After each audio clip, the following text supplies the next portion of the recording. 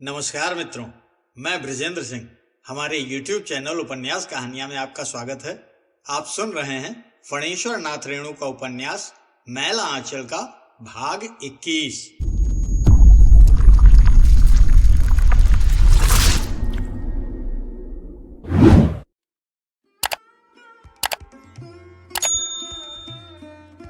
रात को तंत्रिमा टोली में सहदेव मिसर पकड़े गए। ये सब खल्लासी की करतूत है। ऊपरी आदमी के सिवा ऐसा जाल फरेब गांव का और कौन कर सकता है। पुश्त पुश्तैनी से बाबू लोग छोटे लोगों के टोले में जाते हैं। खेती बाड़ी के समय शाम को ही जनों को ठीक करना होता है। सूरज उगने से 1 घंटा पहले ही खेत पर मजदूरों को पहुंच जाना चाहिए। इसलिए सभी बड़े किसान शाम या रात को ही अपने अपने जनों को कह आते हैं। जनों यानी मजदूर। तांत्रिम टोली में जब से खल्लासी का आना जाना शुरू हुआ है, तभी से नई नई बातें सुनने को मिल रही हैं। देखा देखी दूसरे टोले में भी नियम कानून, पंचायत और बंदिश हो गई है। बेचारे सहदेव मिसर को रात भर तंत्रिमा लोगों ने बांध कर रखा। फुलिया के घर में घुसा था तो फुलिया ने हल्ला क्यों नहीं किया। जिसके घर में घुसा उसकी नींद भी नहीं खुली, माँ बाप को आहट भी नहीं मिली और उसका कुत्ता भी नहीं भूखा। गांव के लोग को बेतार से खबर मिल गई, ये खल्लासी की बदमाशी है। यही हालत रही तो छोटे लोगों के टोले में जन के लिए जाना मुश्किल हो जाएगा। कौन जाने किस पर कब झूठ मूठ कौन सी तोहमत लग जाए। पंचायत होनी चाहिए। राजपूतों ने यदि इस पंचायत में ब्राह्मणों का पक्ष नहीं लिया तो ब्राह्मण लोग ग्वालों को राजपूत मान लेंगे। हमको कुछ नहीं मालूम, फुलिया पंचों के बीच हाथ जोड़कर कहती है। जब आंगन में हल्ला होने लगा तब मेरी आंखें खुली। सहदेव मिसर के पास महंगू दास के अंगूठे की टीप है, सादा कागज पर। महंगू की टीक सहदेव के हाथ में है। टीक यानी चुटिया। सहदेव जो चाहे कर सकता है। दोनों गायें और चारों बाछे कल ही खूंटे से खोल कर ले जाएगा। इसके अलावा साल भर का खर्चा भी तो सहदेव ने ही चला दिया है। एक आदमी की मजदूरी से तो एक आदमी का भी पेट नहीं भरता है। लेकिन अब फुलिया के हाथ में ही सहदेव मिसर की इज्जत और अपने बाप की दुनिया है। उसकी बोली में जरा भी हेरफेर हुआ कि सहदेव की इज्जत धूल में मिल जाएगी और उसके बाप की दुनिया भी उजड़ जाएगी। पंचायत में गांव भर के छोटे बड़े लोग जमा हुए हैं। तहसीलदार साहब पुरैनिया गए हैं। पंचायत में अकेले सिंह जी बोल रहे हैं। काली टोपी वाले संयोजक भी हैं, बालदेव जी भी हैं। कालीचरण बिना बुलाए ही आया है। सिंह जी अकेले ही जिरे बहस कर रहे हैं। तहसीलदार साहब रहते तो थोड़ी सहूलियत होती सिंह जी को। बात पूछने पर 1 घंटे में तो जवाब मिलता है। हाँ, जब आंगन में हल्ला होने लगा तब तुम्हारी नींद खुली। सुन लीजिए सभी पंच लोग। अच्छा, जब तुम्हारी नींद खुली तो तुमने क्या देखा? सहदेव मालिक को आंगन में घेर कर सभी हल्ला कर रहे थे। अच्छा, तुम बैठो। कहाँ सहदेव मिसर? अब आप बताइए कि महंगू दास के वहां उतनी रात को आप क्यों गए थे? रात में हमारे पेट में जरा दर्द हुआ, लोटा लेकर बाहर निकले। जब दिशा मैदान से हम लौट रहे थे तो देखा कि कमला किनारे वाले खेत में किसी का बैल गेहूं चर रहा है, इसलिए महंगू को जगाने गया था। क्यों? कमला किनारे वाली जमीन का पहरा करने के लिए महंगू दास को ही दिया है। अच्छा, तब जब हम जा रहे थे तो रबिया और सोनमा को आपके खेत में शकरकंद उखाड़ते पकड़ा। दोनों को डांट डपट दिया। महंगू दास को जगाकर जैसे ही हम उनके आंगन से निकल रहे थे कि रबिया, सोनमा, तेतरा और नक्शदिया ने हमको पकड़ लिया और हल्ला करने लगे। क्या बताएं, हमारा 5 बीघा शकरकंद इन्हीं सालों ने चुरा कर खत्म कर दिया। अच्छा, आप बैठ जाइए। कहाँ महंगू? जी सरकार। महंगू बूढ़ा हाथ जोड़कर खड़ा होता है। सहदेव मिसर ने तुमको जगाया था? जी सरकार। अब पंच लोग फैसला करें कि असल बात क्या है। कालीचरण कैसे चुप रह सकता है? पंचायत में एक तरफा बात नहीं होनी चाहिए। रबिया और सोनमा पार्टी का मेंबर है। यहाँ तो पंचायत नहीं मुंह देखी है। कालीचरण कैसे चुप रह सकता है? सिंह जी, जरा हमको भी कुछ पूछने दीजिए। पंचायत के सभी पंचों की निगाहें अचानक कालीचरण की ओर मुड़ गईं। सिंह जी गुस्से से लाल हो गए। लेकिन पंचायत में गुस्सा नहीं होना चाहिए। राजपूत टोली के नौजवान आपस में कानाफूसी करने लगे। संयोजक जी ने पाकेट टटोल कर देख लिया, सीटी लाना भूल तो नहीं गए हैं। जोतकी जी एतराज करते हैं, कालीचरण को हम लोग पंच नहीं मानते। तो पहले इसी बात का फैसला हो जाए कि पंचायत के कितने लोग हमको पंच मानते हैं और कितने लोग नहीं। एक आदमी के चाहने और न चाहने से क्या होता है। अच्छा पंच परमेश्वर, क्या हमको इस पंचायत में बैठने, बोलने और राय देने का हक नहीं? क्या हम इस गांव के बासिंदे नहीं हैं? कालीचरण खड़ा होकर कहता है, यदि आप लोग हमको पंच मानते हैं तो हाथ उठाइए। गुमसुम बैठे हुए सैकड़ों मूक जानवरों के सिर में मानो अरना भैंसे के सींग जम गए। सैकड़ों हाथ उठ गए। दोनों हाथ नहीं, एक हाथ। ठहरिए, गिनने दीजिए। 1 2 3 4 5, 105। बलदेव जी ने हाथ नहीं उठाया। 105। अब जो लोग हमको पंच नहीं मानते हैं हाथ उठाएं। 1 2 3 4 5 15। सिर्फ 15। सिंह जी को विश्वास नहीं होता है, खुद गिनते हैं। राजपूत और ब्राह्मण टोली के लोग कहां चले गए? जोतकी जी के लड़के नाम लहरान ने भी कलिया के पक्ष में ही हाथ उठाया है। फुलिया, कालीचरण की बोली सुनकर डर लगता है। फुलिया फिर खड़ी होती है। देखो, ये पंचायत है। पंचायत में परमेश्वर रहते हैं। पंचायत में झूठ बोलने से हाथों हाथ इसका फल मिलता है। सच सच बताओ, सच्ची बात क्या है? बोलो। सहदेव मिसर हमारे घर में घुसे थे।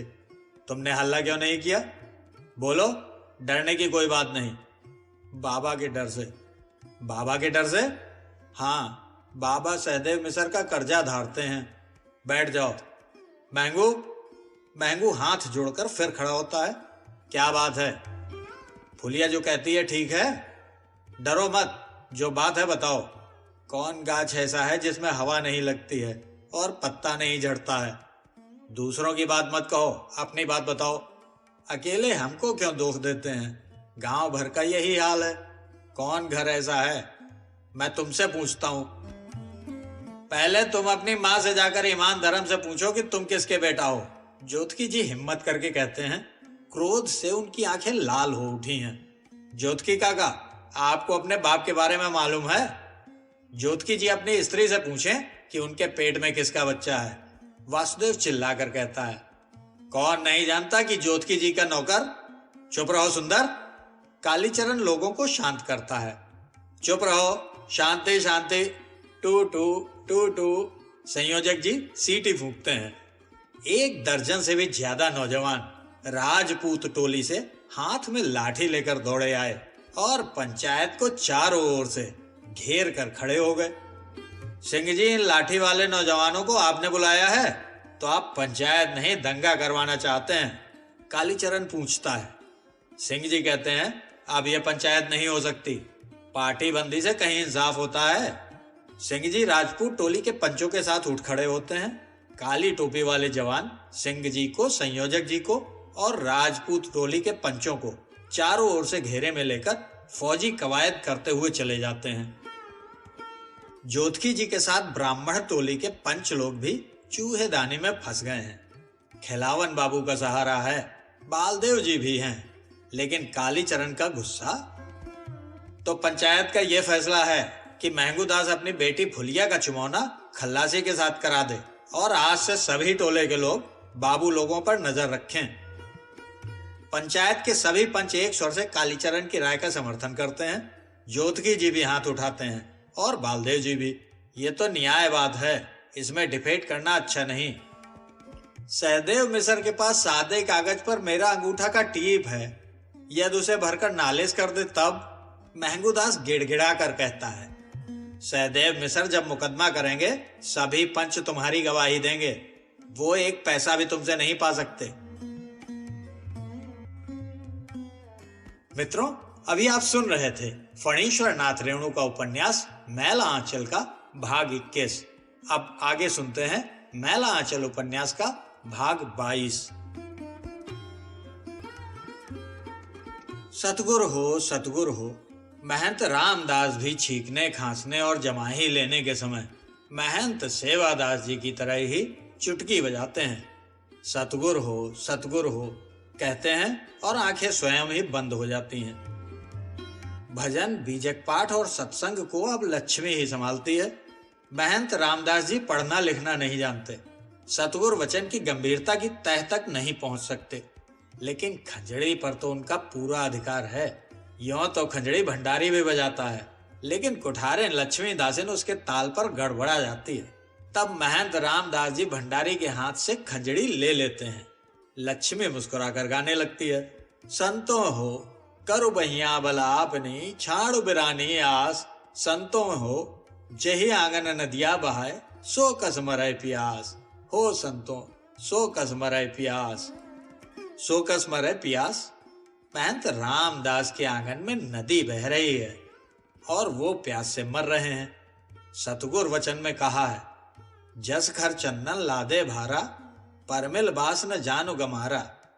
परमिल बास महंत रामदास को नहीं लगती, सो बात नहीं, परमिल बास से उनका भी मन मत्त हो जाता है, लेकिन वो क्या करें। एक दिन मुंह से निकल गया था, लक्ष्मी जरा इधर आना तो। बस 4 घंटे तक कुठारिन ने सतगुर वचनामृत की झड़ी लगा दी थी। अंतर ज्योत सबद एक नारी, हरि ब्रह्मा ताके त्रिपुरारी, ते तिरिये भंग लिंग अनंता, तेऊ न जाने आदि न अंता। महंत साहब, आप अपने चित्त को मत विचलित कीजिए। ये आपके पूर्व जन्म का पुण्य है कि आपको महंती की गद्दी मिली है, नहीं तो आपके जैसे लोगों को भैंस चराने के सिवा और कोई काम भी नहीं मिल सकता। आप मेरे गुरु बेटा हैं, मैं आपकी गुरु माई। 1-1.5 महीने में ही महंत रामदास जी का कलेवर बदल गया है। लक्ष्मी बड़े जतन से सेवा करती है। दूध, मक्खन और ताजे फलों के सेवन से महंत साहब के श्यामल मुखमंडल पर भी लाली दौड़ गई है। पेट जरा बाहर की ओर निकल रहा है और तन का ताप भी कभी कभी मन को बड़ा बेचैन कर देता है। लक्ष्मी सतगुर वचनामृत बरसाकर शांत करने की चेष्टा करती है। सतगुर वचनामृत से भी बढ़कर तन के ताप को शीतल करती है कालीचरण की याद। कालीचरण रोज मठ पर एक बार थोड़ी देर के लिए ही जरूर आता है। कभी पार्टी के लिए चंदा, ऑफिस घर बनाने के लिए बांस खड़ मांगने आता है। लक्ष्मी कहती है, कालीचरण असल न्यायी आदमी है। गांव के सभी बड़े लोग सिर्फ कहने को बड़े हैं। काली बाबू का स्वभाव जरा तीव्र है, लेकिन दुनिया के लोग अब इतने कुटिल हो गए हैं कि सीधे लोगों की यहाँ गुजर नहीं। फिर स्वभाव में जरा कड़ापन तो सुपुरुष का लक्षण है। महंत रामदास को पहले कालीचरण पर बड़ा संदेह था। जब वह मठ पर आता तो महंत साहब छिपकर लक्ष्मी और काली की बातें सुनते थे, बांस की टट्टी में छेद करके देखते थे, लेकिन कालीचरण हमेशा लक्ष्मी से 4 हाथ दूर ही हटकर खड़ा रहता था। उसकी बोली में भी माया की मिलावट नहीं रहती थी। लक्ष्मी से बातें करते समय कभी उसकी पलकें शर्माकर झुकती नहीं थी। बहुत कम लोगों को ऐसा देखा है रामदास ने। कालीचरण को बस अपनी सोशलिस्ट पार्टी से जरूरत है। लाल झंडा और सोशलिस्ट पार्टी को वो औरत की तरह प्यार करता है, उस पर संदेह करना बेकार है। लेकिन बालदेव जी, वो तो आजकल आते ही नहीं, उनकी नजर बड़ी मैली है। लक्ष्मी बालदेव जी को भूली नहीं है, कहती है, साधु स्वभाव के पुरुष हैं, किसी का चित्त दुखाना नहीं चाहते। बालदेव जी मठ पर नहीं आते हैं, कहते हैं लक्ष्मी दासिन ने हिंसावाद करवाया है मठ पर नहीं जाएंगे। बहुत सीधे हैं बालदेव जी, सच्चे साधु हैं, उनसे क्षमा मांगना होगा। महंत रामदास जी सोच विचार कर देखते हैं, कालीचरण के डर से ही वो प्यासा है। कोई बात हुई कि लक्ष्मी उससे कह देगी, और उसके बाद चादर टीका के दिन कालीचरण और उसके गणों ने जो कांड किया था उसे भूलना मुश्किल है। और उन्हीं की बदौलत तो रामदास महंत बना है। माना कि कालीचरण के बल से उसे महंती मिली है, इसका यह अर्थ नहीं कि कालीचरण मठ के सभी मामले में दखल देगा। इंसाफन महंती की गद्दी पर तो उसका अधिकार था ही। यदि कल कालीचरण कहे कि गद्दी पर तुम्हारा हक नहीं, तो क्या वो मान लेगा? महंत रामदास जी धीरे से उठते हैं, दबे पांव लक्ष्मी की कोठरी के पास जाते हैं। किवाड़ी खुली है? नहीं, बंद है। महंत साहब बाहर से भी किवाड़ की चिटकनी खोलना जानते हैं, पतली सी लकड़ी फंसाकर खोलते हैं। लक्ष्मी अब किवाड़ में ओखल नहीं लगाती है। लक्ष्मी सोई है, उसके कपड़े अस्त व्यस्त हैं, बाल बिखरे हुए हैं। लालटेन की मध्यम रोशनी में भी उसकी सूरत चमक रही है। कौन? रामदास? रामदास? हाय छोड़ो, बैठो। आखिर तुम चित्त को नहीं संभाल सके? माया ने तुम्हें भी अंधा बना दिया। माया से कोई परे नहीं, माया को कोई जीत नहीं सकता। महंत साहब आज लक्ष्मी की हर बात का जवाब देंगे। तुम नरक की ओर पैर बढ़ा रहे हो, अब भी चेतो। अब चेतने से फायदा नहीं, मुझे सरग नहीं चाहिए। इस नरक में पहली बार नहीं आया हूं। लक्ष्मी को बचपन की बातों की याद दिलाना चाहता है रामदास। लक्ष्मी हाथ छुड़ाकर बिछावन पर से उठना चाहती है, लेकिन महंत साहब ने 10 मिनट पहले ही चौथी चिलम गांजा फूंका है। मैं तुम्हारी गुरमाई हूं रामदास। कैसी गुरमाई? तुम मठ की दासिन हो। महंत के मरने के बाद नए महंत की दासी बनकर तुम्हें रहना होगा। तू मेरी दासिन है। चुप कुत्ता। लक्ष्मी हाथ छुड़ाकर रामदास के मुंह पर जोर से थप्पड़ लगाती है। दोनों पांवों को जरा मोड़कर पूरी ताकत लगाकर रामदास की छाती पर मारती है। रामदास उलटकर गिर पड़ता है। सतगुर हो।